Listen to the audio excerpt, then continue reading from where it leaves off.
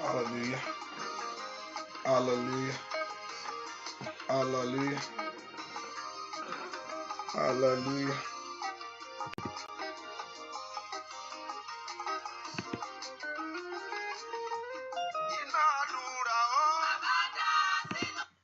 Hallelujah. Ẹ jẹ́ gbàdúrà orúkọ Jésù. Orúkọ ńlá Jésù. Ẹni máa Ísírẹ́lì a gbé ọ̀gá fún oore ọ̀fẹ́ rẹ. A gbé ọ̀gá fún àánú àtàbò rẹ lórí ayé wa gbogbo. A gbé ọ̀gá fún oore ọ̀fẹ́ tó fún wa láti wá síwájú ìwọ Ọlọ́run lónìí. A gbé fún iṣẹ́ ìyanu rẹ. A gbé fún iṣẹ́ ààbò rẹ lórí ayé wa gbogbo. Ẹ mọ lórúkọ Jésù Olúwa gbọpẹ́ wa. Ẹni máa Ísírẹ́lì lórúkọ Jésù Olúwa gba yín wa. A gbé ọ̀gá fún iṣẹ́ tí ìwọ Ọlọ́run ń ṣe ní gbogbo ọ̀nà. A gbé fún ògo rẹ àti ẹwà rẹ. A gbé fún ìbùkún rẹ àti ọlá rẹ lórí ayé wa gbogbo lórúkọ Jésù Olúwa gbọpẹ́ wa. Ẹni máa Ísírẹ́lì lórúkọ Jésù Olúwa gbà yín. Olúwa gbọpẹ́, Olúwa gbà yín. Lónìí lórúkọ Jésù náwó agbára. Lónìí náwó ìbùkún rẹ jáde. Lónìí náwó ìbùkún jáde. Sórí ayé ẹnìkan lórúkọ Jésù Olúwa náwó agbára jáde. Ọwọ́ ìbùkún lórúkọ Jésù Olúwa náà jáde. Ọwọ́ òṣèlógo Olúwa náà jáde. Ọwọ́ àṣeyọrí ẹ̀mí máa náà jáde. Ọwọ́ agbára rẹ lórúkọ Jésù Olúwa náà jáde. Olúwa bú jáde. Ẹ̀mí máa járe ọ. Lónìí Olúwa járe ọ.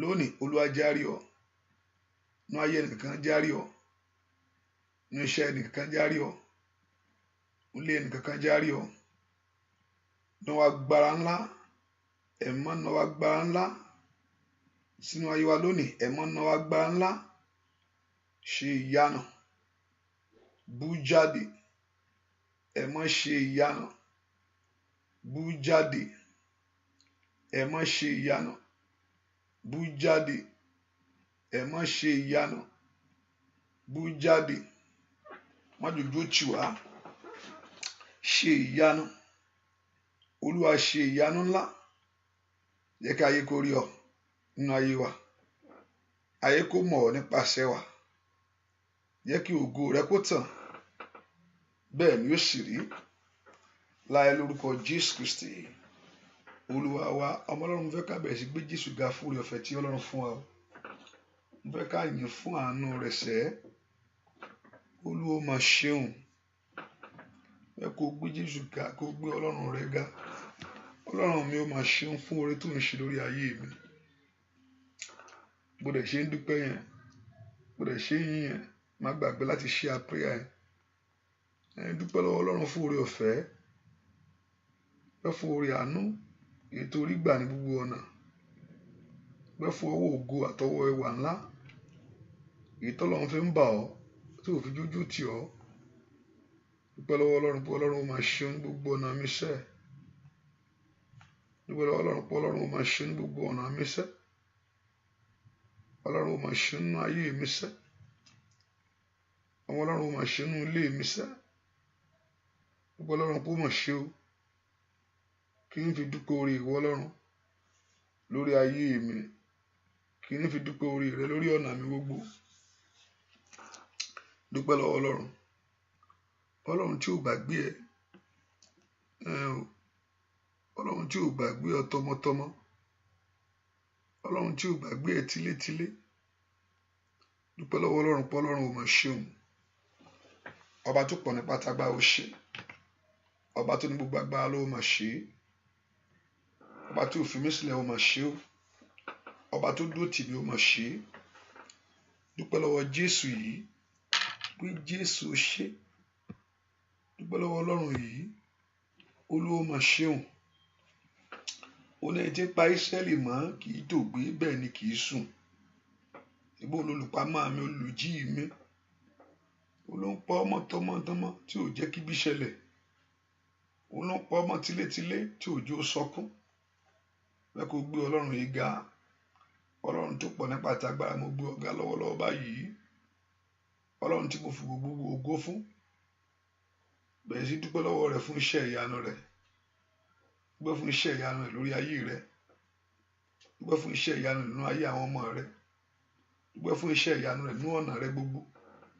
Dúpẹ́ fún iṣẹ́ ìyanu rẹ̀ nínú ilé rẹ̀ gbogbo. Bí Ọlọ́run mi ò ṣe, Ọlọ́run mi ò mà ṣe o, Ọlọ́run mi ò mà ṣe o, Ọlọ́run mi ò mà ṣe o, alágbára ní Síónì ò mà ṣe. Dúpẹ́ ò mà ṣe o.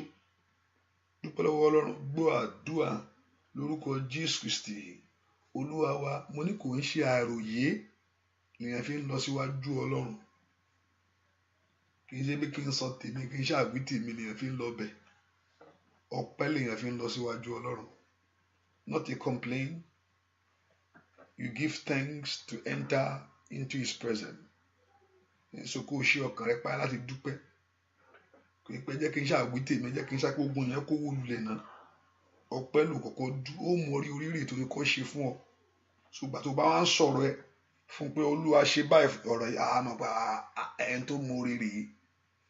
Ìgbà míì tó bá ṣe nǹkan fún èèyàn, ìgbà míì àti ìkọ́kọ́ tó kọ́ sọ fún ẹ òun má lè ní ìdí kíní kan sí o. Ádà ẹ kó gbégbá nu fún ni pé èwo ló ń sọ iná ilé tí mo ṣe fún ẹ, ṣé o tiẹ̀ dúpẹ́ náà àbí kí ló ń tiẹ̀ ń sọ iná. Ṣùgbọ́n nígbà tó bá dúpẹ́, tó dúpẹ́ orí Ọlọ́run, tó mọ rírì orí Ọlọ́run, tó mọ ìyanu Ọlọ́run, tó máa gbá Ọlọ́run, tó dúpẹ́ pé ohun tó ṣe, ó tiẹ̀ jẹ́ pé ó tiẹ̀ ń gbàgbọ́ fún nǹkan kan mìíràn tàbí ìkejì. Ṣùgbọ́n tó bá dúpẹ́ fún ohun tó ti ṣe, you are entitled for something new because you have given thanks to him You have appreciated him and you have honored him. So what he's going to do is to bless you, is to pour the glory upon your life. So dúpẹ́ fún ohun tó ṣe sẹ́. Ọlọ́run mo gbé ọ̀gá mo yìn ọ́. Dúpẹ́.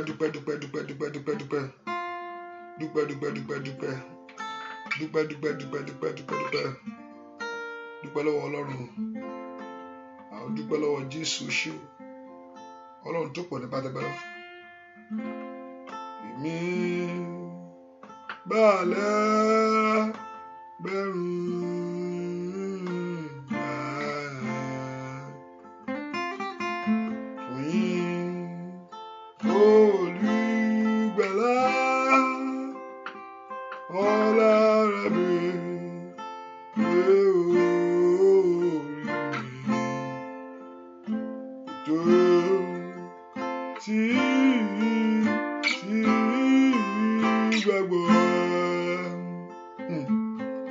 Jésù tó ṣẹ́rù mi dayọ̀, tó mú bànújẹ́ tán, Ọlọ́run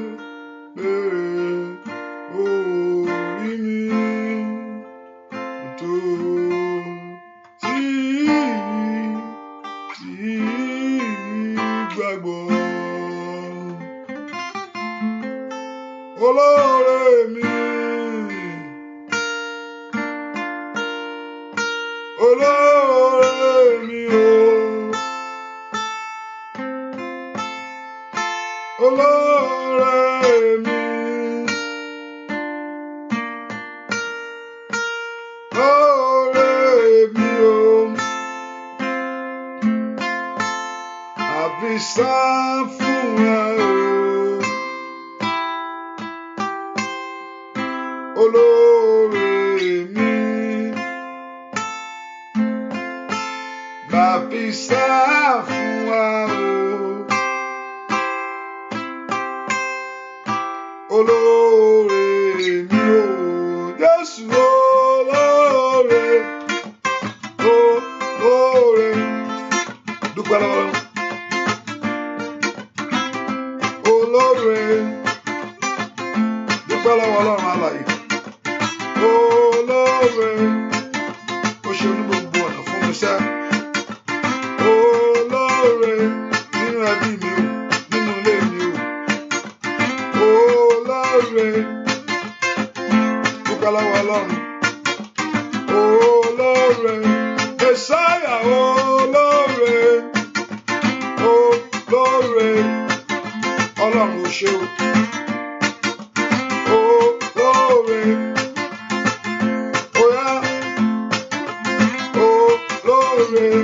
Ènìyàn bá máa ní Olúwa fún oore rẹ̀ lórí àwa ọmọ ẹ̀dá. Ọpẹ́ yìí àtọ́lá mi kò mú wá bàbá. Ènìyàn bá máa ní Olúwa fún oore rẹ̀ lórí àwa ọmọ ẹ̀dá láyé. Ọpẹ́ yìí àtọ́lá mi kò mú wá bàbá. Ènìyàn bá máa ní Olúwa o fún oore rẹ̀ lórí àwa ọmọ ẹ̀dá. Ọpẹ́ yìí àtọ́lá mi kò mú wá o bàbá. Ènìyàn bá máa ní Olúwa fún oore rẹ̀ lórí àwa ọmọ ẹ̀dá. Ọpẹ́ yìí àtọ́lá.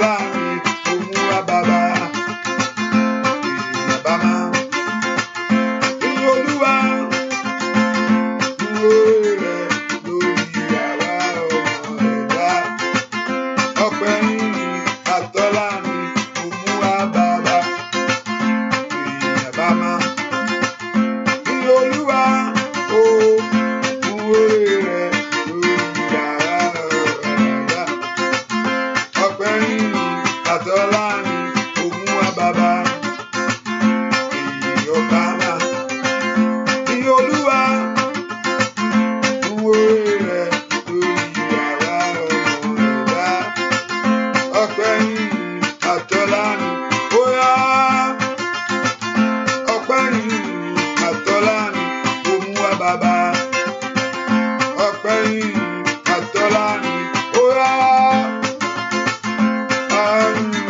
Àtọ́lá ni kò mú wa bàbá dúpẹ́ lọ́wọ́ Ọlọ́run ọpẹ́ yìn àtọ́lá ni ó yá. Ọpẹ́ yìn ó yá kó dúpẹ́ oore sáà. Òṣèré mi lè gbàgbé rẹ o. Òṣèré mi lè gbàgbé.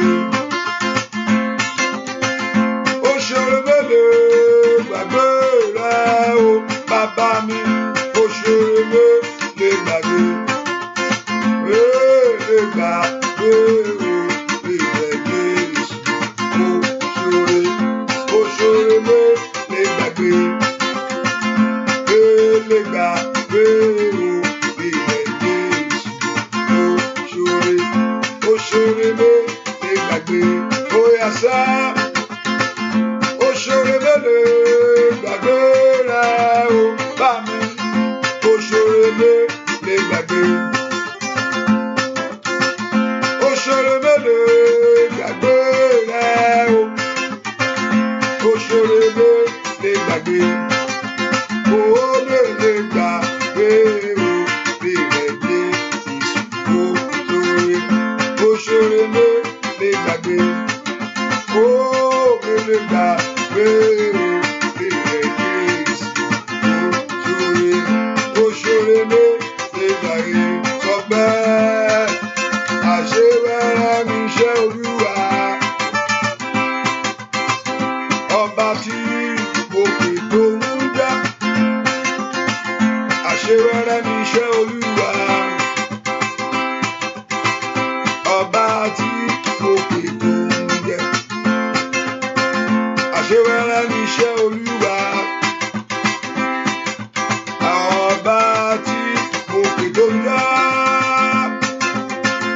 Àṣewẹ́rẹ́ mi iṣẹ́ Olúwa o. Ó yá ọba tí mo pè tó ń jẹ́ sáyé wẹ́rẹ́ mi iṣẹ́ Olúwa o. Ọba tí mo pè tó ń jẹ́. Àṣewẹ́rẹ́ mi iṣẹ́ Olúwa. Ọba tí mo pè tó ń jẹ́. Àṣewẹ́rẹ́ mi iṣẹ́ Olúwa o. Ọba tí mo pè tó ń jẹ́ sá. Àṣewẹ́rẹ́ mi iṣẹ́ Olúwa o. Ọba tí mo pè tó ń jẹ́. Àṣewẹ́rẹ́ mi iṣẹ́ Olúwa o. Ọba tí mo pè tó ń jẹ́. Àṣewẹ́rẹ́ mi iṣẹ́ Olúwa. Ọba tí mo pè tó ń jẹ́.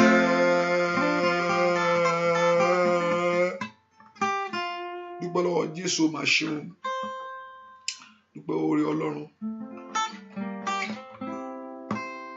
Dúpẹ́ fẹ̀mí ìmoore hàn.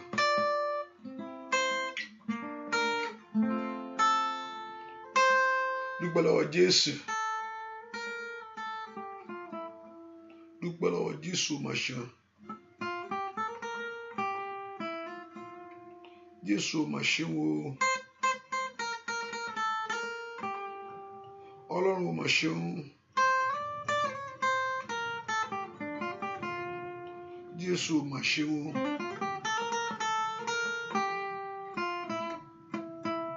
Dúpẹ́ lọ́wọ́ Jésù máa ṣe o ṣeun. Ọlọ́run Ísírẹ́lì o ṣe o ṣe o ṣe o. Ọba tí ò gbàgbé mi. Ọba tí ò gbàgbé rẹ. Lótìtọ́ ò ń gbọ́ Ọlọ́run gbọ́ fún kankan mi. Mò ń fẹ́ léyìí. Ṣùgbọ́n dúpẹ́ ohun tó ṣe kó o lè rí mìíràn gbà. Ẹni tó bá mọ pé ń dúró mọ́ mìíràn tí ó ń gbà mí lọ́wọ́ Ọlọ́run. O láti mọ pẹ́ dúró láti gbà mí láti gbóore mí inú ayé rẹ. Gbóore tí Ọlọ́run ṣe lórí ayé rẹ ní gbogbo ọ̀nà rẹ ṣe. Ẹ mú mo gbé ọ̀gá o. Ẹ mọ́ mo yìn ọ́ lógo. Ọba tí ò fi mí sílẹ̀. Ọba tí ò jójú tì mí. Ọba tó ń gbọ́ àdúrà. O dúpẹ́. Ìyá Ọlọ́run mi. ọba tó gbọ́ àdúrà o ògo yẹ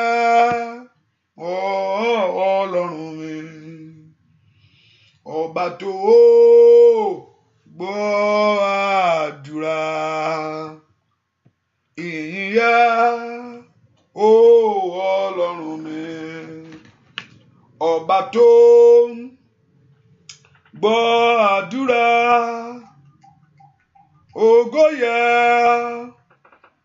Ọlọ́run mi ọba tó gbọ́ àdúrà ìyìn yẹ Ọlọ́run mi ọba tó gbọ́ àdúrà ògo yẹ Ẹlẹ́dàá mi ọba tó gbọ́ àdúrà.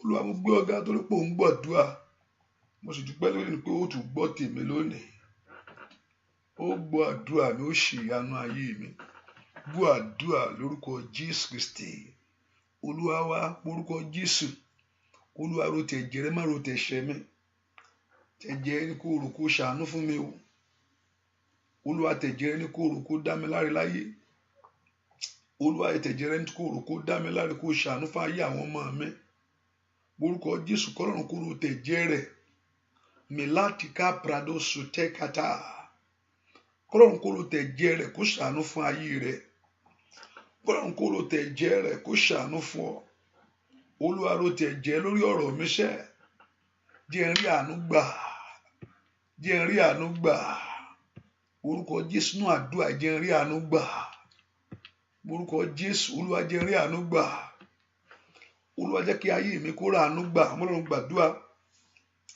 pé kí ayé rẹ kó rí àánú gbà lónìí Ọlọ́run jọ̀ọ́ jẹ́ kí n rí àánú gbà ẹ̀mí mímọ́ jẹ́ n rí àánú gbà jẹ́ n rí àánú orí rẹ gbà jẹ́ n rí àánú ìyanu rẹ gbà jẹ́ kí n rí àánú ògo rẹ gbà nú àwọn tó ṣàánú fún mi kà mí mọ́ wọn nú àwọn tí ó gbọ́ tí wọn Olúwa gbọ́ tèmi ẹ̀ṣẹ̀ má jò dènà àdúrà mi o ẹ̀ṣẹ̀ má jò jà mí lólè ṣàánú fún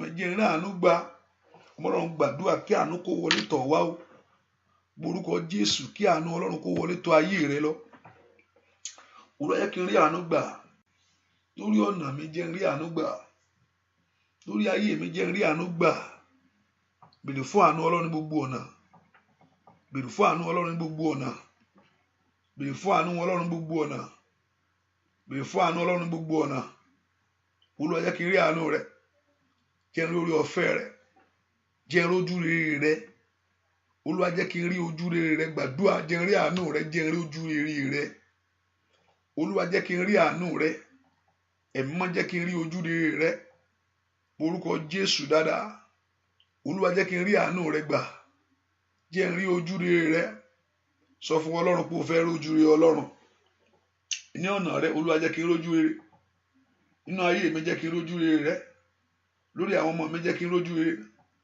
lórí iṣẹ́ mi jẹ́ kí n rí ojú rere orúkọ Jésù jẹ́ n rí ojú rere rẹ sẹ́ ojú rere Ọlọ́run ní gbogbo ọ̀nà ojú rere Ọlọ́run ní gbogbo ọ̀nà orúkọ Jésù Olúwa jẹ́ kí n rí ojú rere rẹ ojú rere àánú rẹ ojú rere ògo rẹ ojú rere ẹwà rẹ sẹ́ ẹ̀mí mímọ́ jẹ́ kí n rí ojú rere rẹ jẹ́ n rí ojú rere Ọlọ́run nú ayé mi orúkọ Jésù Olúwa jẹ́ kí n rí ojú rere rẹ ẹ̀mí mímọ́ jẹ́ kí n rí ojú rere rẹ sẹ́ Ọlọ́run gbàdúrà mi tó wà ní orúkọ Jésù jẹ́ n rí ojú rere rẹ orúkọ Jésù dáadáa mi tó wà yẹn Olúwa jẹ́ kí n rí ojú rere rẹ gbọ́ àdúrà lórúkọ Jésù Kristi Olúwa wa.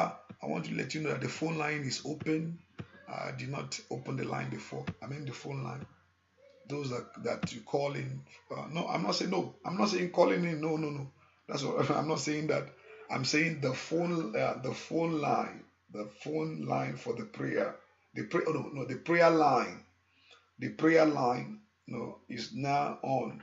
The prayer line number. So I'm just saying, please. I'm not saying calling in, please. ẹ porúkọ Jésù. Ọlọ́run jẹ́ kí n rí ojú rere ìwọ Ọlọ́run. Ojú rere rẹ kó tọ́ ayé mi wá ní ọdún yìí. Lórí ọmọ jẹ́ n rí ojú rere. Porúkọ Jésù dáadáa. Lórí iṣẹ́ jẹ́ n rí ojú rere. Ẹ̀mí mọ́ jẹ́ n rí ojú rere ìwọ Ọlọ́run ní ọdún yìí. Olúwa jẹ́ kí ojú rere, let me see your mercy, O God. Ojú rere ìwọ Ọlọ́run lórúkọ Jésù kó tọ́ ayé mi wá. Porúkọ Jésù. Ẹ̀mí mọ́ jẹ́ kí n rí ojú rere gbà. Ọba tó pọ̀ nípa tagbára. Olúwa fojú rẹ wo ayé mi lónìí. Porúkọ Jésù. Lórúkọ Jésù. Katali katalaba. Malim predoko tayaba. Matude ketelaba. Matude gaba. Oya oya oya. Lórúkọ Jésù. Jẹ́ kí n rójú rere sẹ́. Jẹ́ kí n rójú rere sẹ́. Gbọ́ àdúrà lórúkọ Jésù Kristi. Olúwa wa, make sure you share the prayers. Ẹ jẹ́ ká ṣe àdúrà yẹn, ọ̀pọ̀lọpọ̀ akàn ń wò ni. Mo bá ṣe àṣìá. Kò ṣe nǹkan tẹ́ máa ń ṣe àbí sókè. Ìṣẹ̀lẹ̀ ńlá ṣẹ. Ogun ọ̀run sọ. Ìṣẹ̀lẹ̀ ńlá ṣẹ. Ogun ọ̀run sọ. Ìdè táyé fi dè Pétérù já. Ìbànújẹ́ ayé mi wẹ́ wọ́n jáde. Ìṣẹ̀lẹ̀ ńlá ṣẹ. Ogun ọ̀run sọ. Ìṣẹ̀lẹ̀ ńlá ṣẹ. Ogun ọ̀run sọ. Ìdè táyé fi dè Pétérù já. Ìbànújẹ́ ayé mi máa jáde. Ó yá sọ bẹ́ẹ̀. Ìṣẹ̀lẹ̀ ńlá ṣẹ. Ogun ọ̀run sọ. Ìṣẹ̀lẹ̀ ńlá ṣẹ. Ogun ọ̀run sọ. Ìdè táyé fi dè Pétérù já. Ó yá ìbànújẹ́ ayé mi máa jáde. Ìṣẹ̀lẹ̀ ńlá ṣẹ. Ogun ọ̀run sọ lórí ọmọ. Ìṣẹ̀lẹ̀ ńlá ṣẹ. Táyé fi dè Pétérù já. Ó yá ìbànújẹ́ ayé mi máa jáde. Ó yá ìṣẹ̀lẹ̀ ńlá ṣẹ. Ogun ọ̀run sọ. Ìṣẹ̀lẹ̀ ńlá ṣẹ. Ó yá sẹ́. Ogun ọ̀run sọ. Ìdè táyé fi dè Pétérù já. Ìbànújẹ́ ayé mi máa jáde. Sọ bẹ́ẹ̀. Ìbànújẹ́ ayé mi máa jáde. Ó yá sẹ́. Ìbànújẹ́ ayé mi. Gbogbo tí ò múnú rẹ dùn sẹ́. Ìbànújẹ́ ayé mi máa jáde. Ó yá bẹ́ẹ̀. Ìbànújẹ́ ayé mi. Lórí ọmọ jáde sẹ́. Ìbànújẹ́ ayé mi. Lórí iṣẹ́ jáde. Ó yá ìbànújẹ́ ayé mi máa jáde. Sọ bẹ́ẹ̀. Ṣe ayé mi. Máa jáde lórúkọ Jésù. Lọ bẹ́ẹ̀. Ìbànújẹ́ ayé mi máa jáde. Ó yá sẹ́. Ìbànújẹ́ ayé mi máa jáde. Lọ bẹ́ẹ̀. Ìbànújẹ́ ayé mi máa jáde. Ó yá ìbànújẹ́ ayé mi máa jáde. Gbàdúrà. Ìbànújẹ́ ayé. Ó yá kó di dandan sáá. Gbogbo tí ò múnú mi dùn. Ó yá ìbànújẹ́ ayé mi máa jáde. Ó yá ìbànújẹ́ ayé mi máa jáde. Ìbànújẹ́ ayé mi máa jáde. Gbàdúrà. Ìbànújẹ́ ayé mi máa jáde. Ìbànújẹ́ ayé mi máa jáde. Ó yá ìbànújẹ́ ayé mi máa jáde. Sọ bẹ́ẹ̀. Ìbànújẹ́ ayé. Bẹ́ẹ̀nu ara rẹ wí. Ó yá ìbànújẹ́ ayé. Lórúkọ Jésù.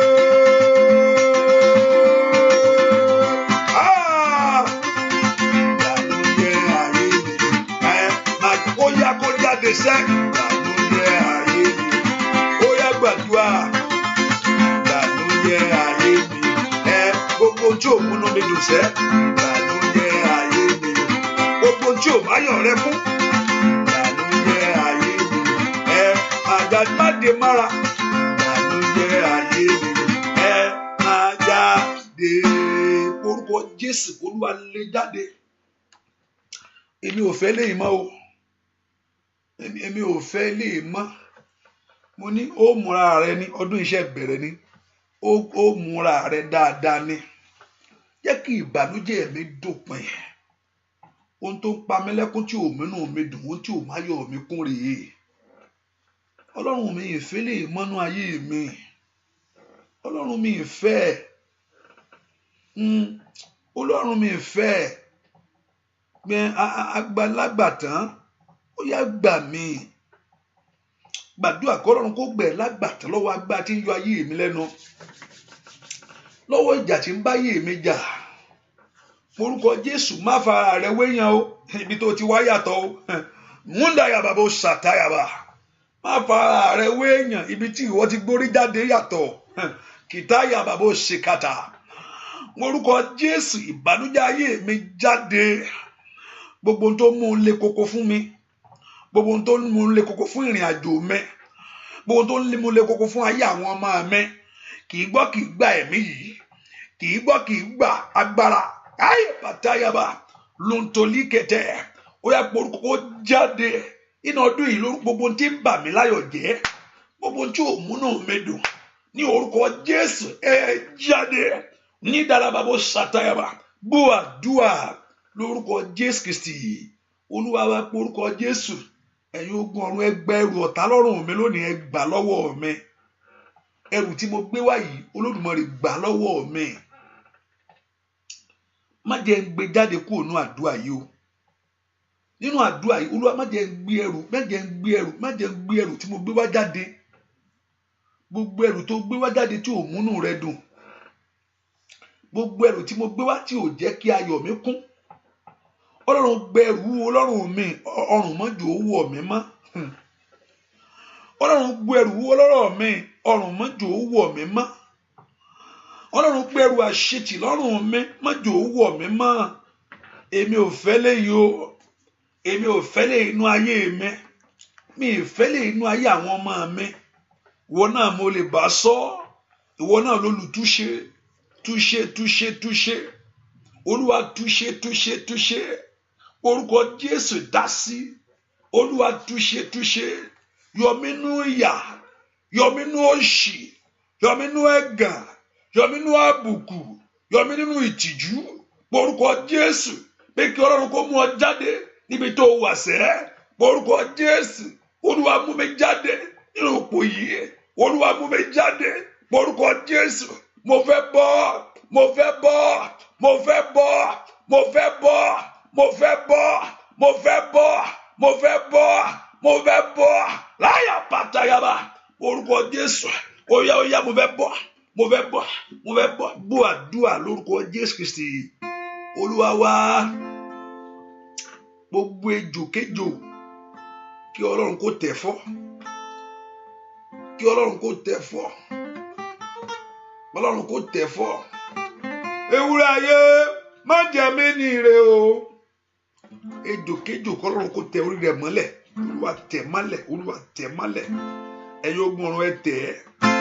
Ewúrẹ́ ayé má jẹ mí ní ire o. Mo ké pè Jésù bàbá sọ̀rọ̀ ìdáyọ̀. Ewúrẹ́ ayé má jẹ mí ní ire o. Ewúrẹ́ ayé má jẹ mí ní ire o. Gbogbo tó jíire pé mo ké pè Jésù bàbá sọ̀rọ̀ ìdáyọ̀. Ajá ayé tí ń gbóòrè rẹ dànù. Adìyẹ tí ń fẹsẹ̀ tú ire rẹ ká. Ẹyẹ tí ń fò lóru tí ń kiri rẹ gbé. Ewúrẹ́ ayé má jẹ mí ní ire o. Ewúrẹ́ ayé má jẹ mí ní ire o. Ó yá o, ó képe Jésù bàbá sọ̀rọ̀ mi dayọ̀. Ó yá, ewúrẹ́ ayé má jẹ mí ní ire o. Ewúrẹ́ ayé má jẹ mí ní ire o. Kíákíá ó képe Jésù bàbá sọ̀rọ̀ mi dayọ̀. Ó képe Jésù bàbá sọ̀rọ̀ mi dayọ̀. Ó yá, ó képe Jésù bàbá sọ̀rọ̀ mi dayọ̀. Ó ké pé Jésù sá. Ó ké pé Jésù bàbá óyá óyá. Ó ké pé Jésù bàbá sọ̀rọ̀ óyá ọ̀rọ̀ rẹ kó dayọ̀. Ó ké pé Jésù óyá rẹ̀ kíjẹ kẹjà yá bàbá wúṣàkàdà. Ó ké pé Jésù bàbá nínú ọdún yìí. Ó ké pé Jésù bàbá sọ̀rọ̀ mi dayọ̀. Bàbá sọ̀rọ̀ mi dayọ̀. Bàbá sọ̀rọ̀ mi dayọ̀. Bàbá sọ̀rọ̀ mi dayọ̀. Bàbá lórí ọmọ. Bàbá sọ̀rọ̀ lórí aya. Bàbá lórí ìwé ìgbélu yẹn. Bàbá sọ̀rọ̀ óyá óyá. Bàbá sọ̀rọ̀ mi dayọ̀. Bàbá sọ̀rọ̀ mi dayọ̀. Bàbá sọ̀rọ̀ mi dayọ̀. Bàbá sọ̀rọ̀ mi dayọ̀. Bàbá sọ̀rọ̀ óyá. Bàbá sọ̀rọ̀ mi dayọ̀. Bàbá sọ̀rọ̀ mi dayọ̀. Bàbá sọ̀rọ̀ mi dayọ̀. Bàbá sọ̀rọ̀ óyá óyá. Bàbá sọ̀rọ̀ mi dayọ̀. Bàbá sọ̀rọ̀ óyá óyá. Bàbá sọ̀rọ̀ mi dayọ̀. Bàbá óyá lórúkọ Jésù. Bàbá sọ̀rọ̀ ayaba. Bàbá sọ̀rọ̀ nínú ọdún yìí. Bàbá sọ̀rọ̀ ó di dandan ní óyá óyá. Óyá bàbá sọ̀rọ̀. Bàbá sọ̀rọ̀ lórúkọ Jésù. Bàbá sọ̀rọ̀ óyá óyá. Bàbá sọ̀rọ̀ mi dayọ̀.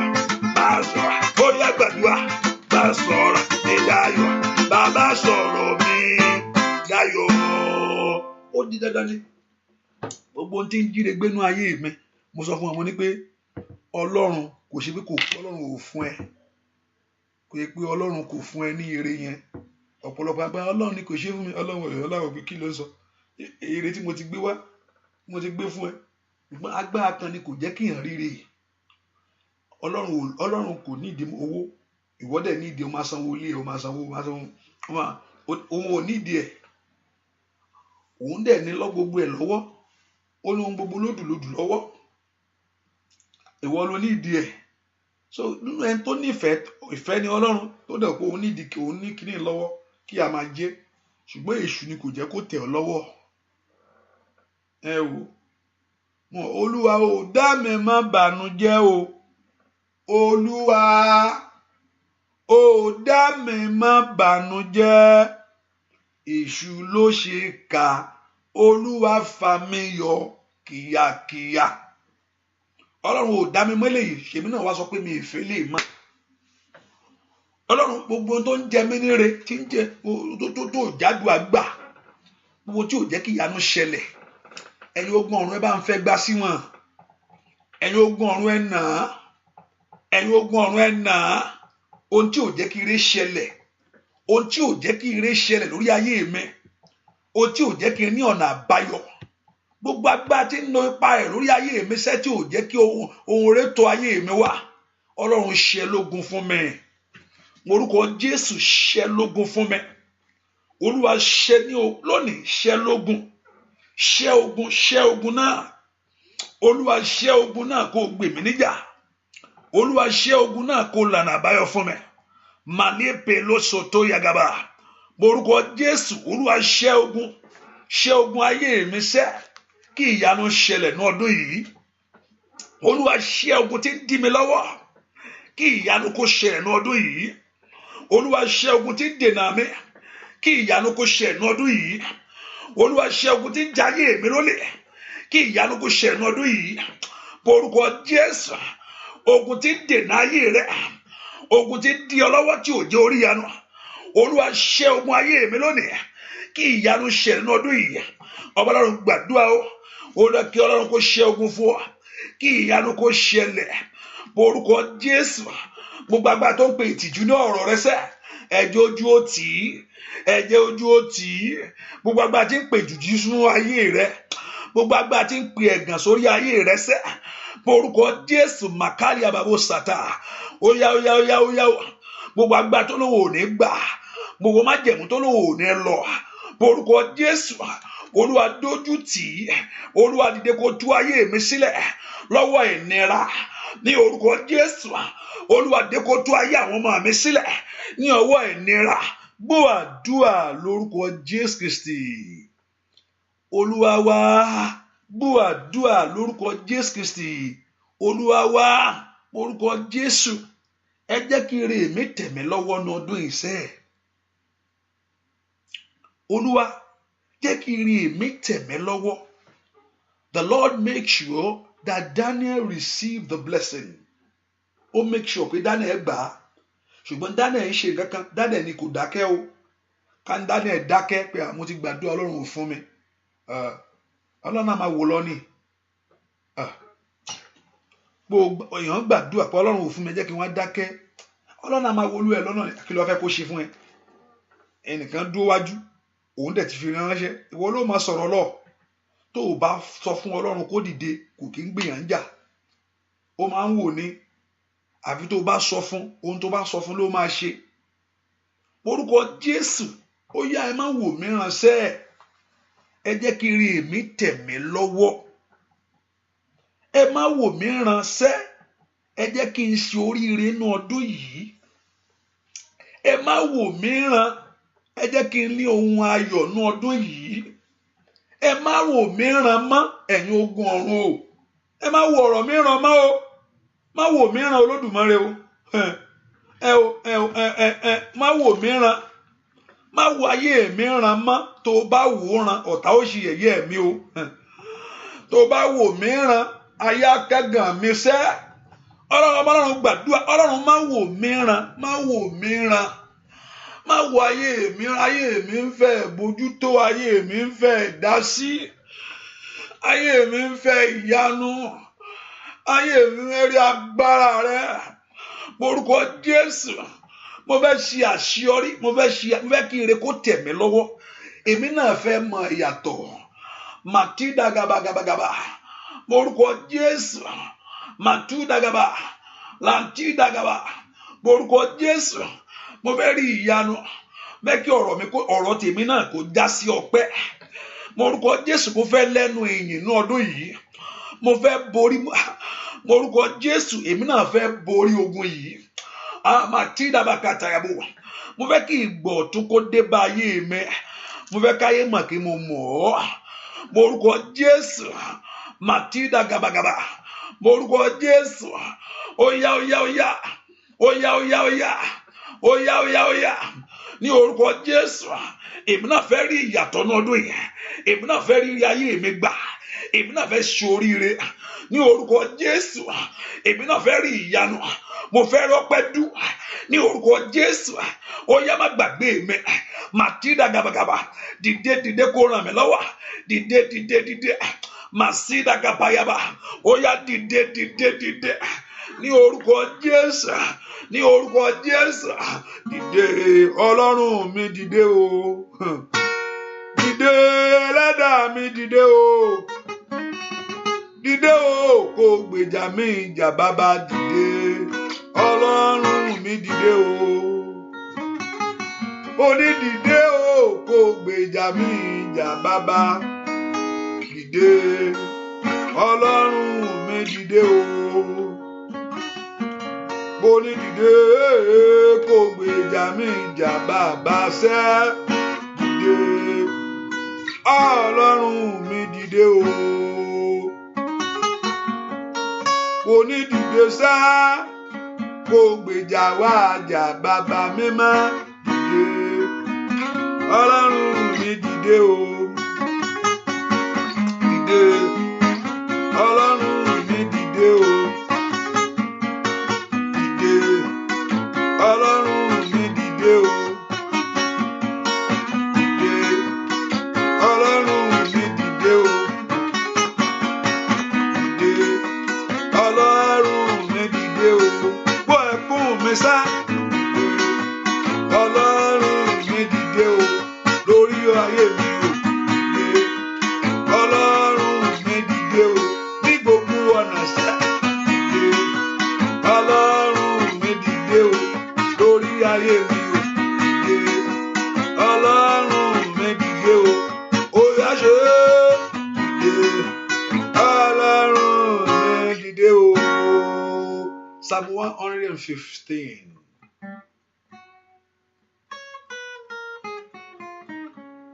Psalm 115. Psalm 115 from verse 1 to 17. Hallelujah.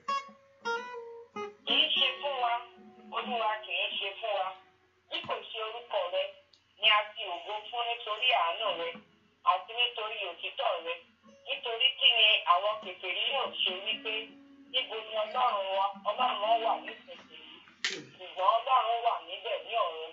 Ó ń ṣe ohunkóhun tí ó wù ú. Fàdákà àti wúrà ni èrè wọn, iṣẹ́ ọwọ́ ènìyàn. Wọ́n ní ẹnu, ṣùgbọ́n wọn kò sọ̀rọ̀. Wọ́n ní ojú, ṣùgbọ́n wọn kò ríran. Wọ́n ní etí, ṣùgbọ́n wọn kò gbọ́ràn. Wọ́n ní imú, ṣùgbọ́n wọn kò gbóòórùn. Wọ́n ní ọwọ́, ṣùgbọ́n wọn kò lè lò ó. Wọ́n ní ẹsẹ̀, ṣùgbọ́n wọn kò rìn. Bẹ́ẹ̀ ni wọn kò sọ̀rọ̀ láti ọ̀fun wọn jáde. Àwọn tí ń ṣe wọ́n dàbí wọn. Bẹ́ẹ̀ ni olúkúlùkù ẹni tó gbẹ́kẹ̀lé wọn. Ísírẹ́lì, ìwọ gbẹ́kẹ̀lé Olúwa. Òun ni ìrànlọ́wọ́ wọn àti asà wọn. Aráalé Árónì, gbẹ́kẹ̀lé Olúwa. Òun ni ìrànlọ́wọ́ wọn àti asà wọn. Ẹ̀yin tó bẹ̀rù Olúwa, gbẹ́kẹ̀lé Olúwa. Òun ni ìrànlọ́wọ́ wọn àti asà wọn. Olúwa tí ń ṣe ìrántí wa yóò bùsí fún wa. Yóò bùsí fún ará ilé Ísírẹ́lì. Yóò bùsí fún ará ilé Árónì. Yóò bùsí fún àwọn tó bẹ̀rù Olúwa àti èwe àti àgbà. Olúwa yóò mú yín bí sí síwájú àti síwájú, ẹ̀yin àti àwọn ọmọ yín. Ẹ̀yin ni ẹni ìbùkún Olúwa tí ó dá ọ̀run òun ayé. Ọ̀run àní ọ̀run ni ti Olúwa, ṣùgbọ́n ayé ni ó fi fún àwọn ọmọ ènìyàn. Ìbùkún ni Olúwa àti gbogbo àwọn tí ó sọ̀kalẹ̀ lọ sínú ìdákẹ́. Gbogbo ó máa fi ìbùkún fún Olúwa láti ìgbà yìí lọ láéláé. Ẹ̀yin Olúwa. Bẹ́ẹ̀ ẹ ṣí máa ohun tuntun láyé mi Jésù. Ohun tuntun láyé mi Jésù. Ohun tuntun láyé mi Jésù. Gbogbo ayé ló ṣàtìmọ̀ mi máa ọ bóyá ohun tuntun láyé mi Jésù. Bóyá ohun tuntun láyé mi Jésù. Ohun tuntun láyé mi Jésù. Gbogbo ayé ló ṣàtìmọ̀ mi máa ọ. Nínú ọdún 2018. Ohun tuntun láyé mi Jésù. Ohun tuntun láyé mi Jésù. Ohun tuntun láyé mi Jésù. Gbogbo ayé ló ṣàtìmọ̀ mi máa. Ohun tuntun nínú ilé mi Jésù sá. Ohun tuntun láyé mi Jésù. Ohun tuntun láyé mi Jésù. Gbogbo ayé ló ṣàtìmọ̀ mi máa. Gbogbo ayé ló ṣàtìmọ̀ ríkàkàbàyàkàtà. Ohun tuntun láyé mi Jésù. Ohun tuntun láyé mi Jésù. Ohun tuntun láyé mi Jésù. Gbogbo ayé ló ṣàtìmọ̀ mi máa. Gbogbo ayé ló ṣàtìmọ̀ mi máa. Gbogbo ayé ló ṣàtìmọ̀ mi máa. Ṣé gbogbo ayé ló ṣàtìmọ̀ mi máa. Gbogbo ayé ló ṣàtìmọ̀ mi máa. Ó sọnù rẹ̀ pé in verse 14 of it, he said, "The Lord shall increase you more and more, you and your children." Ọ̀pọ̀ orúkọ Jésù jẹ́ kó ohun tuntun kó bẹ̀ nínú ayé mi ní ọdún yìí. Búrákàbàkàbáyàbà sùtàyàbà. Ó jẹ́ kí ohun tuntun kó bẹ̀ lórí ayé àwọn ọmọ mi. Orúkọ Jésù Mikidaba Mali Predo Tolekete. Orúkọ Jésù Olúwa ṣe ohun tuntun nínú ayé mi. Olúwa ṣe ohun tuntun nínú ayé àwọn ọmọ mi. Olúwa ṣe ohun tuntun nínú iṣẹ́ mi. Olúwa ṣe ohun tuntun nínú ilé mi. Olúwa ṣe ohun tuntun nínú ọ̀nà mi morúkọ Jésù ẹ̀mí mímọ́ bẹ̀rẹ̀ ohun tuntun ẹ̀mí mímọ́ bẹ̀rẹ̀ ohun tuntun nínú ayé mi màgíàbà kò sún tèlèkẹ̀tẹ̀ rampedo koto yaba morúkọ Jésù lampredo koto malimpredoka morúkọ Jésù Olúwa ṣe ohun tuntun nínú ọdún yìí nínú ayé mi sẹ́ ní orúkọ Jésù ọmọláwọn múra sí àdúrà ní orúkọ Jésù gbàdúrà Olúwa ṣe ohun tuntun ní ọdún iṣẹ́ ní orúkọ Jésù ohun tuntun tá yóò fojú rí ní orúkọ Jésù ètò orúkọ rẹ̀ fi gbéga ohun tuntun tá yóò fojú rí ní orúkọ Jésù ètí fi mọ̀ ohun tó fi ojú rí tá yóò fi gbé ọ̀gá nínú ayé mi Olúwa ṣe ohun tuntun Olúwa bẹ̀rẹ̀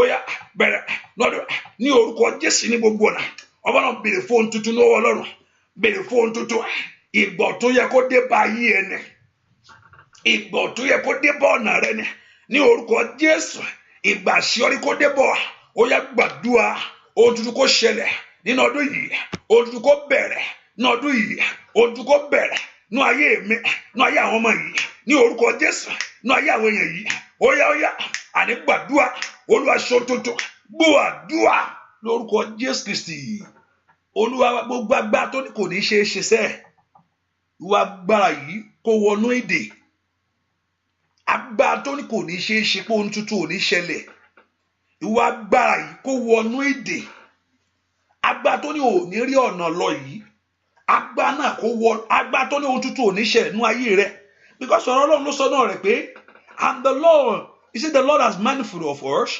he will bless us verse 12 yẹn only he will bless us. That's the word of God.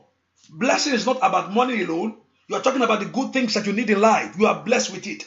You are blessed with a child. You are blessed with a husband. You are blessed with a good wife. He said, he will bless us. That's what he's saying. He will bless us. He said, the Lord is manifold of us. He will bless us. Níbo ni àìdára tí wá? Ẹ̀ka verse 12 yẹn mà. Olúwa tí ń ṣe ìrántí wa. Bẹ́ẹ̀ni. Lóògùn sí fún wa. Lóògùn sí fún ará ilé Ísírẹ́lì. Bẹ́ẹ̀ni. Lóògùn sí fún ará ilé Árónì. Bẹ́ẹ̀ni, ó ní yóò bù sí fún ọ. That means he will heart you, he will bless you. Ó ní he will bless you. No, you will be waking up in the morning, going to work in the morning. You wake up early in the morning. At the end, nothing at the end. It's not that you are not working hard. You are working hard, but nothing to show for it. Ó ń ṣe nǹkan tó yẹ kó o ṣe. Ó ń ṣe nǹkan tó o ṣe. But ó rí nǹkan tó yẹ kó o rí. You are doing what you're supposed to do, but you are not getting what you're supposed to have. No, you are doing what you're supposed to do, but you're not getting what you're supposed to have in life. Ó ń ṣe nǹkan tó yẹ kó o ṣe, ṣùgbọ́n ò ní nǹkan tó yẹ kó o ní. Ó wà níbi tó dára, ṣùgbọ́n dídára ò jáde. Bẹ́ẹ̀ ni dídára ò jáde. Ó wà oníṣẹ́, iṣẹ́ ẹ̀ dáa tó bá sọ iṣẹ́ ẹ̀ fún mi pé this is my job. Òun àwọn olànà ni. Ṣùgbọ́n kò is not yielding something to you.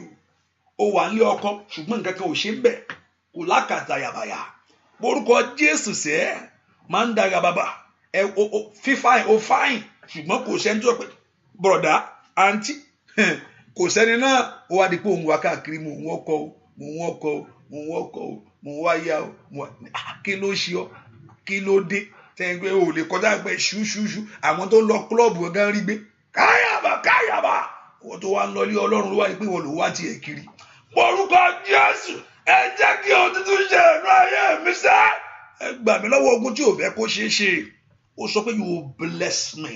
He said the Lord is mindful of us. He will bless us. Ọlọ́run ó bùkún ọ. Morúkọ Jésù, ohun tuntun yẹn láti bẹ̀rẹ̀ ní oṣù yìí. Mikali abaru shati de bakula patida. Mini bredo kopilo sita yaba. Morúkọ Jésù dáadáa, ohun tuntun kó bẹ̀rẹ̀. Èmi ò gbà mọ́. Ní ìdílé kó tó yára. Masuto totolia.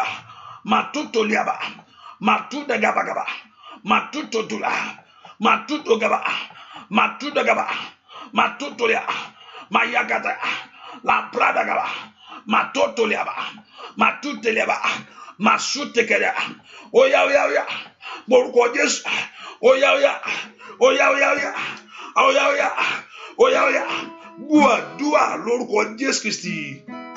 Bàbá má jẹ́ káyé bẹ̀rẹ̀ pé Jésù mi dà o kò fi ràn mí lọ́wọ́. Bàbá má jẹ́ káyé bẹ̀rẹ̀ pé Jésù mi dà o kò fi ràn mí lọ́wọ́. Tóhun ògo rẹ̀ hàn láyé mi o, káráyé lè máa pé lólùgbèjà.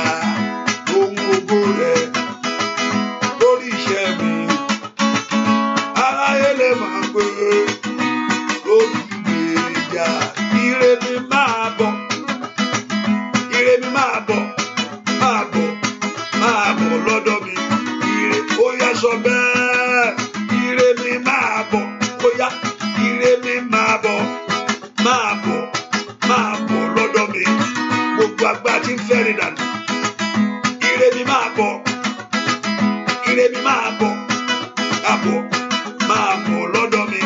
Ire ó yá sọ bẹ́ẹ̀, ire mi máa bọ̀, ire mi máa bọ̀, ó yá máa bọ̀ lọ́dọ̀ mi.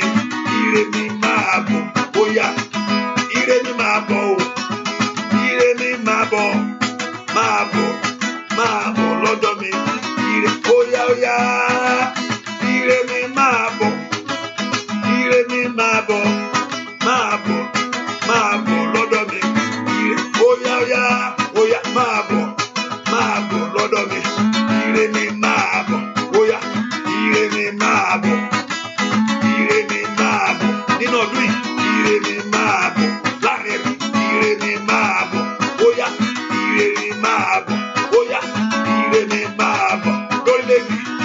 Ó yá ire mi máa bọ̀, ire mi máa bọ̀, ire mi máa bọ̀, ire mi máa bọ̀, ire mi máa bọ̀.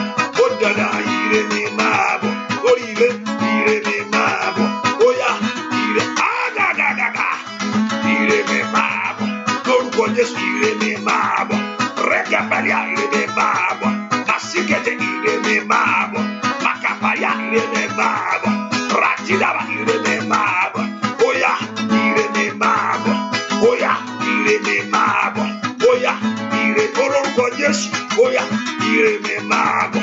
Gbàdúà ire mi máa bọ̀, gbàdúà ire mi máa bọ̀, ó yá ire mi máa bọ̀ nínú ilé. Ire mi máa bọ̀, ó di dandan. Ire mi máa bọ̀ láàrin mi. Ire Ọlọ́run kọrin mọ́ ire, ó yá kó máa bọ̀ ní. Ire mi máa bọ̀, ìyà kọ́ ni tiẹ̀, àmúbọ́ kọ́ ni tiẹ̀, òṣì kọ́ ni tiẹ̀ sẹ́, ẹ̀ka kọ́ ni tiẹ̀. Ó yá nọdún yìí ni. Ó yá ayabagabatida. Ire mi máa bọ̀, bàbá mi máa. Ire mi máa bọ̀, ó yá gbà. Ire mi máa bọ̀, ó máa bọ̀. Ire mi máa bọ̀ lẹ́nìkà. Ire mi máa bọ̀ lẹ́rẹ́gàbáyàbá rúṣẹ́kẹ̀dẹ̀ lẹ́bẹ̀lúṣẹ́kẹ̀dẹ̀. Let your blessing come. Matakabayaba rúbẹ̀kẹ̀tẹ̀kẹ̀dẹ̀. Ó yá ire mi máa bọ̀ nínú ọdún yìí. Ire mi máa bọ̀, ó yá ire ò ní gbà mí. Bàbàgàbà ó yá ire mi máa bọ̀, ó ire mi máa bọ̀, ó yá ire mi máa bọ̀, ire mi máa bọ̀, ó yá ire mi máa bọ̀. Sọ bẹ́ẹ̀ ire mi máa bọ̀, ó yá ire mi máa bọ̀. Orúkọ Jésù, ẹ jẹ́ kí ire wọlé tó ayé mi wá o. Let my blessing come. Nọdún yìí Olúwa jẹ́ kí ire wọlé tó ayé mi wá, ó di dandan ni.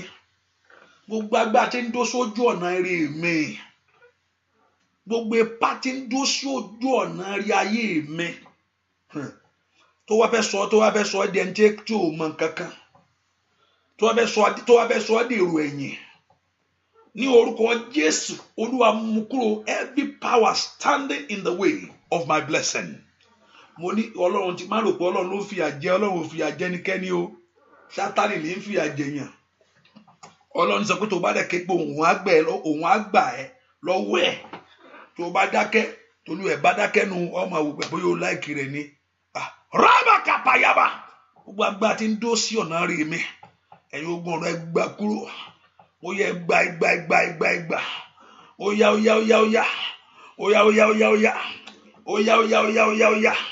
ó yá láti dẹ̀kẹ̀tẹ̀kẹ̀tẹ̀ dúà lórúkọ Jésù Kristi Olúwa wa. As from tomorrow, I think there's not, even though a fruit a day is okay for you, a fruit a day is fruit in a day is good for you medically, if I'm right. I think fruit a day. So every day you bring the fruit, and I bless it, and I bless the fruit.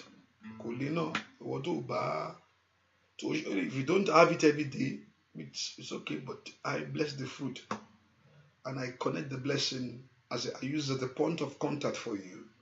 I'm using all those things just a point of contact. And when you act on it, you act in faith. But Jesus of me, call upon me. Jesus of me, call upon me. Don't upon me. So Jesus is not a magician. So only kakan to is magic. Kí ló di omi ẹ di wine ni. Kí ló wà lókòkò ẹ kò sí nǹkan kan wọ́n kà kún omi síbẹ̀ wọ́n kò bá wine bẹ̀. No, kò ṣe yẹn. Olúwagbára ẹ̀ lórí omi to turn things around. Olúwagbára rẹ̀ Olúwagbára ẹ̀ to turn things around. Mo gbàdúrà nínú agbára Ọlọ́run. I pray. Wẹ́rí mi o. Wẹ́rí mi o ṣá. Orí mi máa gbà bọ̀dé o. Wẹ́rí mi o. Wẹ́rí mi o.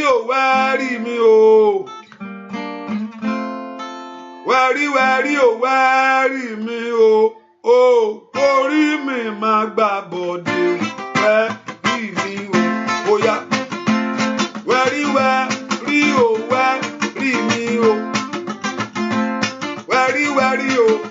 Wẹ́rí mi o.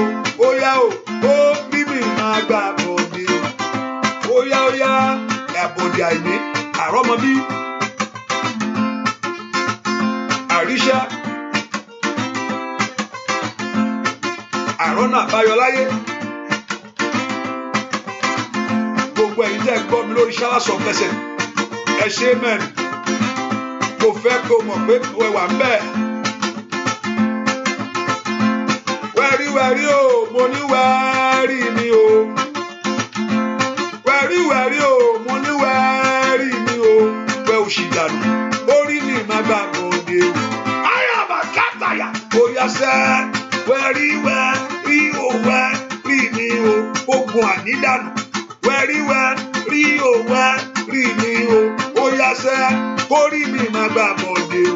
Wẹ́rí mi o. Wẹ́rí mi ò sá tọmọtọmọ fẹ̀jẹ̀rẹ̀wẹ̀. Tọmọtọmọ fẹ̀jẹ̀rẹ̀wẹ̀ sá. Tilé fẹ̀jẹ̀rẹ̀wẹ̀. Tọkọtọkọ fẹ̀jẹ̀rẹ̀wẹ̀. Ẹ̀jẹ̀ Jésù ni. Óyá. Orúkọ Jésù. Ó yá sẹ́. Gbogbo ẹni tó ti gbógo lọ kó dógo padà. Gbogbo ẹni tó ti gbogbo sá lọ kó dógo padà sẹ́. Wẹ́rí o, mo ní wẹ́rí mi o. Mo ní wẹ́rí o, mo ní wẹ́rí mi o sẹ́ o. Orí mi máa gbà bọ̀dé wẹ́rí mi o. Ó yá sẹ́, wẹ́rí o, wẹ́rí mi o. Bàbá mi má, wẹ́rí o, wẹ́rí mi o. Ó yá, orí mi máa gbà bọ̀dé. Ayaba sátá, mo gbà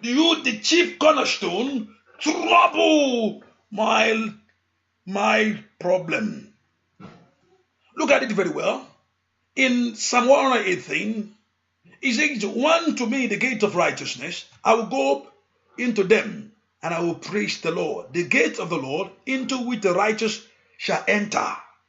And I will praise thee, for thou hear me, and art have become my salvation." The stone which the builder refused is become the head of the stone. He said, "This is the Lord's doing, is marvelous in our eyes." Òkúta tí àwọn mọ̀lé wọ́n ti kọ̀ sílẹ̀ ó ti di ẹ bá mi kà in that Yorùbá sọ. Psalm 118 verse 19 to 25. Ṣí ilẹ̀kùn ẹnu ọ̀nà òdodo sílẹ̀ fún mi. Èmi ò bá ibẹ̀ wọlé. Èmi ò máa yin Olúwa. Ẹ̀yin ní ẹnu ọ̀nà Olúwa tí àwọn olódodo yóò bá wọlé. Èmi ò yìn ọ́ nítorí tí ìwọ gbóhùn mi. Ìwọ sì di ìgbàlà mi. Òkúta tí àwọn ọ̀mọ̀lé kọ̀ sílẹ̀ yóò sì pàtàkì igun ilé. Láti ọ̀dọ̀ Olúwa ni èyí. Ó ṣe ìyanu ní ojú wa. Èyí ni ọjọ́ tí Olúwa dá. Àwa yóò máa yọ̀. Inú wa yóò sì máa dùn nínú rẹ̀. Ṣe ìgbàlà nísinsìnyí. Èyí bẹ̀ Olúwa. Olúwa ìbísí send prosperity. He said, "Now save now, I beseech thee." Orúkọ Jésù, in any way that be rejected, in any areas of life that people think it is over. Don't think people are looking at you. Àwọn èèyàn wọ́n ń gbé mú o. People are looking. Sometimes wọ́n sọ̀rọ̀, wọ́n sọ̀rọ̀ sọ́wájú ẹ̀, wọ́n sọ lẹ́yìn. Hey, you see that person? Na yẹ̀yẹ́, waiting. And it come to a point, and if they have been saying it in front of your back, if you don't pray very well, they are coming to say in front of you. They are just saying at your back, they are still giving you that respect. Later on, in front of you, they will be saying it. And sometimes there's nothing you can do. Just look at them. That what else? But what you need is for God Almighty to glorify you. Is God Almighty to glorify you.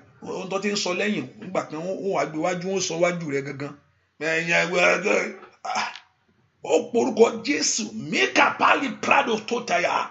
Láò Màsáìdà kàtà dìgbò lógun ayé mi o. Ogun tó ní kò Olúwa dìgbò lù wọ́n. Rúpì kàtàyà dàkà pàlú sàtàyàbà. Let God kapa battle the problem of your life. Matida ba ushateyaba. Olúwa dìgbò lógun ayé mi. Olúwa kọlù. Màsí tètètèdà. Olúwa dìgbò lù. Ẹ má kọlù sẹ́. Dìgbò lógun ayé mi. Olúwa kọlù. Let God fight the battle. Rakataya. Let God trouble the enemies of your life. The enemies of progress. The enemies of fulfillment in this very year. So you can have a way out. So you can have a way out. So your life can move forward. Olúwa dìgbòlù. Olúwa kọlù. Ní orúkọ Jésù. Olúwa dìgbòlù. Olúwa kọlù. Rapate. Father, trouble them. And from today, in Jesus' name, we pray. I want you to lift your voice and talk to God. Say, Father, let it be my turn in life. Sometimes when things is happening and it's something you think, I think it's not a matter of jealousy. That say, I wish it should be me. Sometimes you see people doing good things, riding a nice car. And you look at, I wish this house should be my house. Why not? It cannot be your house. It can be your house. Those people that is their own house or their own car or their own husband, are they two? Are they having two heads? God created them. He created you. All everything you have it. Each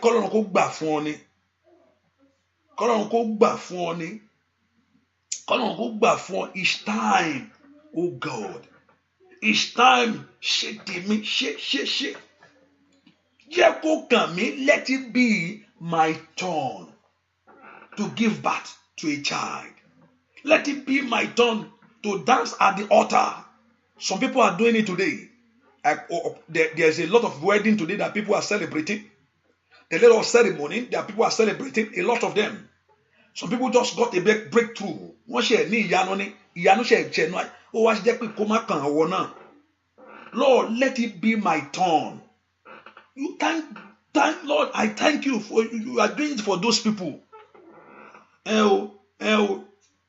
Ọlọ́run má gbàgbé mi. Ọlọ́run má gbàgbé mi. Ọlọ́run má gbàgbé mi o. Ọlọ́run má gbàgbé mi. That God should not forget about you. Lọ́wọ́lọ́wọ́ nígbà ìpọ́njú. Nígbà ìpọ́njú ayé mi o. Ọlọ́run má gbàgbé mi. Me I no go suffer. I no go beg for bread. I no go suffer. I no go beg for bread. God of miracle, na my papa oh, na my papa oh. Ṣílẹ̀kùn ayọ̀ mi, Baba ṣílẹ̀kùn ayọ̀ mi. That God should open the doors of your miracle. Ìbànújẹ́ o, jẹ́ kó jìnnà sílé mi. That let sorrow be far away from you. Wá múnú mi dùn, Bàbá yóò nílé ayọ̀. Ọ̀rọ̀ ayọ̀ mi, máma jẹ́ kó pa mí lẹ́kún. Ilẹ̀kùn ayọ̀ mi, Bàbá ṣílẹ̀kùn ayọ̀ mi. Ìbànújẹ́ o, jẹ́ kó jìnnà sílé mi. Wá múnú mi dùn sẹ́, Bàbá onílé ayọ̀. Ọ̀rọ̀ ayọ̀ mi, máma jẹ́ kó pa mí lẹ́kún. Let God open the doors for you this year. Let God open the door for your life. Open the door of breakthrough. Ilé mi sá, oh, wá múnú mi dùn, Bàbá onílé ayọ̀. Ọ̀rọ̀ ayọ̀ mi o, máma jẹ́ kó pa mí lẹ́kún sẹ́. Ṣílẹ̀kùn ayọ̀ mi. Let God open the door. Bàbá ṣílẹ̀kùn ayọ̀ mi. Ìbànújẹ́ o, jẹ́ kó jìnnà sílé mi. Oh, wá múnú mi dùn, Bàbá onílé ayọ̀. Oh, ọ̀rọ̀ ayọ̀ mi o, máma jẹ́ kó pa mí lẹ́kún. Ohun tó ti múnú ẹ dùn, whatever thing that makes you to be happy. Mo ti gbéyàwó, mo ti lọ́kọ. Àti ọ̀pọ̀ máa rògbò àwọn bóyá that you máa jẹ́ mú kẹ̀kẹ́, yóò mọ̀ jó mú kẹ̀kẹ́, yóò mọ̀ jó mú kẹ̀kẹ́. That thing that has been a joy, and when you look back to it, and ọ̀rọ̀ tó ti pẹ́ lẹ́rìn kò ní pẹ́ lẹ́kùn. Màyíàdì àrùṣà táyàbà. Lift your voice to God. Lord, let it be my turn. Olúwa jẹ́ kó kàn èmi náà. Mò ń gbọ́ pé òun fáwọn èèyàn ń wé ìgbélú. Inú àjèmí náà tí ì lè gbà á. I'm hearing that you are blessing people with papers. You are giving people jobs. People are, and truly God is doing it. Don't think God is not doing it. He's doing it. God is doing it. Arábìnrin kan ó pè mí jọ kan ó gbé oyún yẹn. I think I don't know whether she's here. Ó gbé oyún yẹn. Oyún yẹn fẹ́ ẹ̀jẹ̀ ń jáde lára ẹ̀ pé oyún yẹn fẹ́ bọ́lẹ̀ o. oyún ìfẹ́ bọ́lẹ̀ ó fẹ́ bọ́lẹ̀ ó at the end ṣáà nígbàgbọ́ ìyanu àṣẹlẹ̀ ó bí o ṣùgbẹ́yìn kan nìyẹn bó tiẹ̀ sí ó forí la nǹkan ṣùgbọ́n ó ṣàgbé ọmọ yẹn jó ó gbé ọmọ jó ó gbé jọ kẹ́yìn o ayabata ayabadaba ọlọ́run tó ló wá kù mí kù ọlọ́run Olódùmarè orúkọ Jésù why not me oh God this year Lord surprise me with your miracle let it be my turn makapayabagaba let it be my turn rabialo shikatayaba lubredo kapilo sikata lambredo totolikete lift your voice and pray as a father. Let it be my turn to carry my own this year. Let it be my turn to move forward. Can somebody lift your voice and pray that it must be your turn? Oh, gbọ́dọ̀ gbàgbé mi. Ọlọ́run ló ń gbàgbé àwọn tiẹ̀. Èmi náà eré kàn mí. Let it be my turn this year to celebrate. Let it be my turn this year to move forward. This is the beginning of the year, this January. You can do it. Father, there's still more time. Let it be our turn this year to celebrate and let your name alone be glorified. Thank you, good God. In Jesus' name, we pray. Make sure you share the prayers. Am I share? I don't have to begin to say, oh, you 3 people share it. When you do it naturally, the blessing follow. Hallelujah. Until many of us, until I release a prayer before you begin to share. No, that's not, I don't have to cajole you to do that. I think it's the right thing to do. When you're coming, just know that it's the right thing to do. If you don't want it on your message on your page, do it as a message to people. I know some people don't want it on their message, on their inbox, on Facebook, whatever. They don't want it there. They are so want into. And also when you look at some people, they look at their page. I only know that you are a member. If you call me and say you are a member, I mean, some people will say, "Oh, I'm a member on your members on the prayer line on the Facebook." When I look at your page, when I don't see anything of it at all, you are not a member. Just say you are not a member. When you call, say I'm not a member. I know we are pray for you. But I know that some people they are members. I know some people they have been here many years. I know some people here years on this prayer line that I know on this prayer line.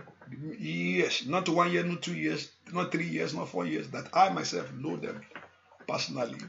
Not 4 years, I know them. So if you're a member, if you are committed to one thing, commit to it. Commitment is the game. Know that commitment is the game. Commitment in you better know that now commitment, if you are serving the Lord, commitment is the key. Not only a prayer alone. Oh, let's pray. Everybody can pray. Commitment is the, and when you are committed to something, that thing will bring blessing to you. Those people they are doing all those things in the world. They are committed to it. I told you a story of a man. They wake up in the morning, shanty, shanty, shanty. They will shanty it. In the night, they will shanty it. They are committed to it. And why the dogs not open the phone when you are committed to something? You think just you are this own time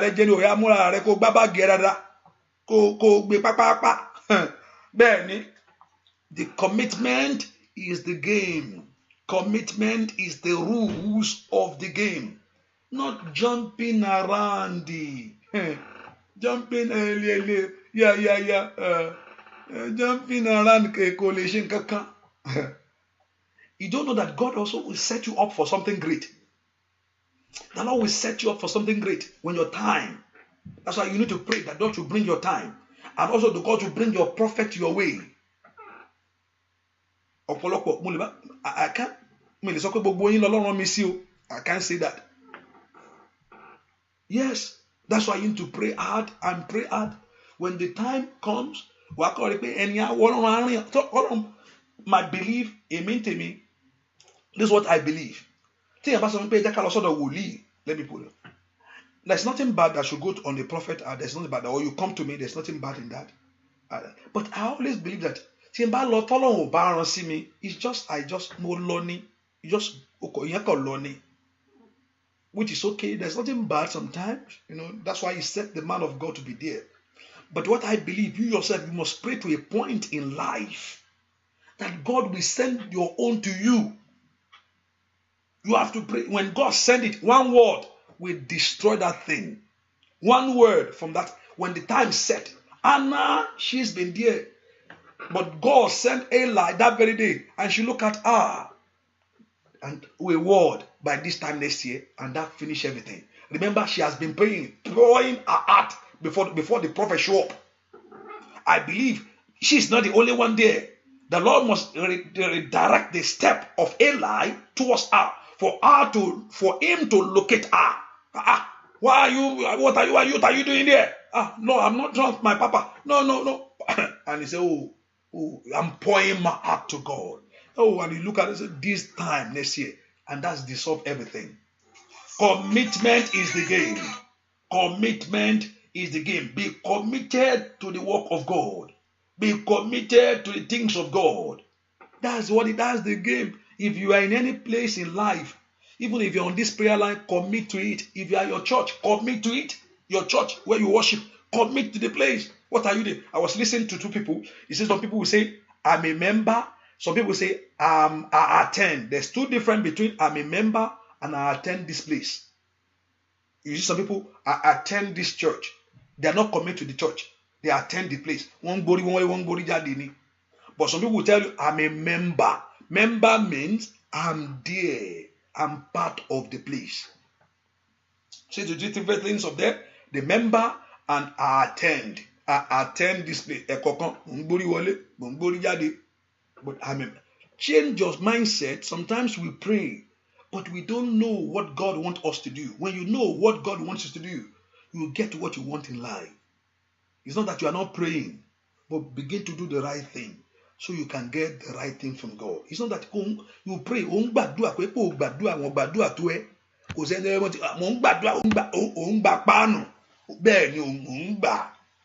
are praying. It's not that you are not praying, but now begin to trace your step and begin to see what do you want from me?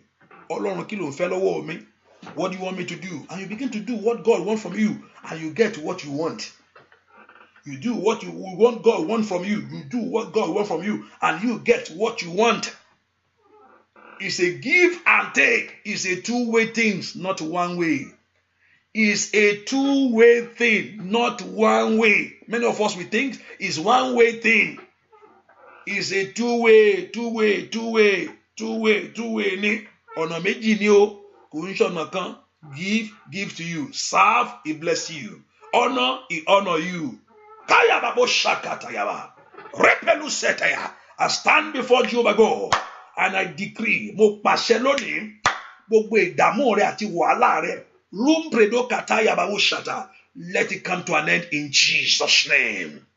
I decree and I declare by the power of the Most High God. I decree and I declare by the power of Jehovah God that your struggle,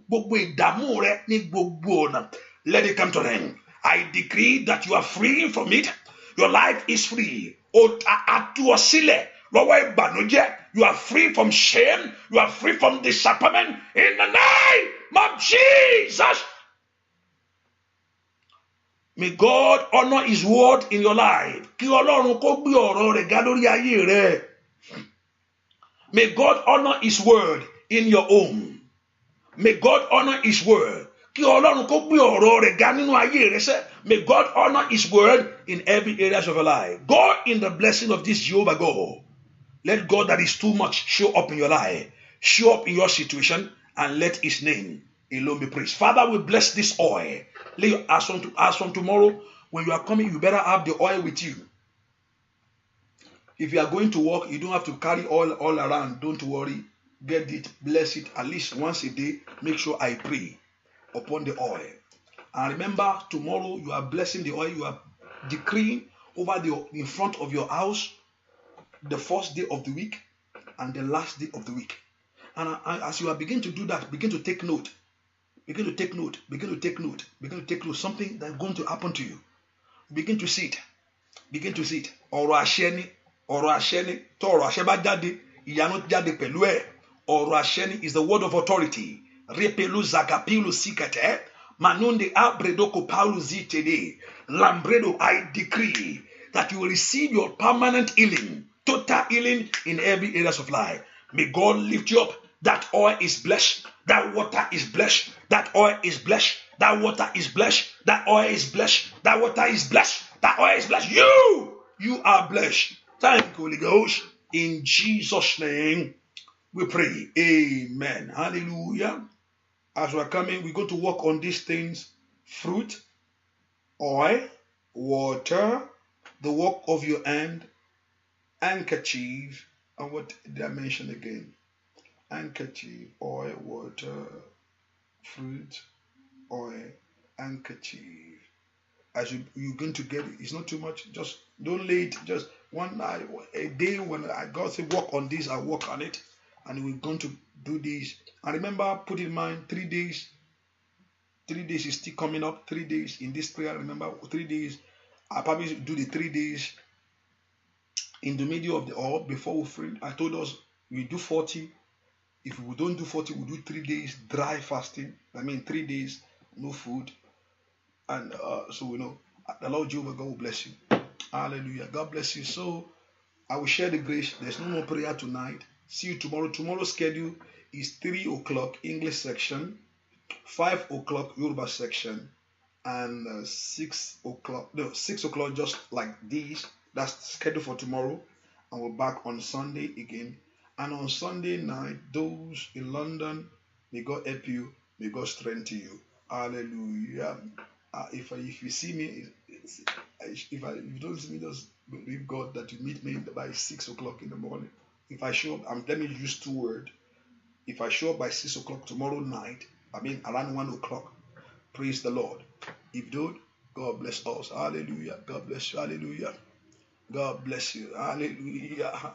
Yes, sir. Yes, sir. Let's share the grace together. By the grace of Lord Jesus Christ, the love of God, and the Spirit for the Spirit be with us now and forevermore. Amen. Surely goodness, mercy shall follow us all the days of our life, and we shall dwell in the house of the Lord forever and ever. Amen. Ìyanu rẹ bẹ̀rẹ̀ o, ayọ̀ rẹ dé, ògo rẹ jáde. Orúkọ Olúwa ṣe ìyanu ayé rẹ. Ọwọ́ Ọlọ́run kàn ọ́, agbára rẹ ó di ọ̀tun lónìí. Agbára rẹ, your power has been renewed, your strength has been renewed. Léèpè ló ṣàyàbà. Wọ́n mú orin wá fún ẹ o. Jẹ́ kí ọkàn rẹ balẹ̀ torí pé Ọlọ́run yóò ṣe ògo rẹ yóò tàn bẹ́ẹ̀ ni yóò sì rí. Ìrètí rẹ kò ní já sófo. I'm talking to somebody. Ìrètí rẹ ò ní já sófo. Ìrètí rẹ ò ní já sófo. That God will not disappoint you. At the end, that God will not disappoint you. That God will not disappoint you. You are blessed. So see you tomorrow by 3 English section and 5 and by 6. God bless you. Bye-bye.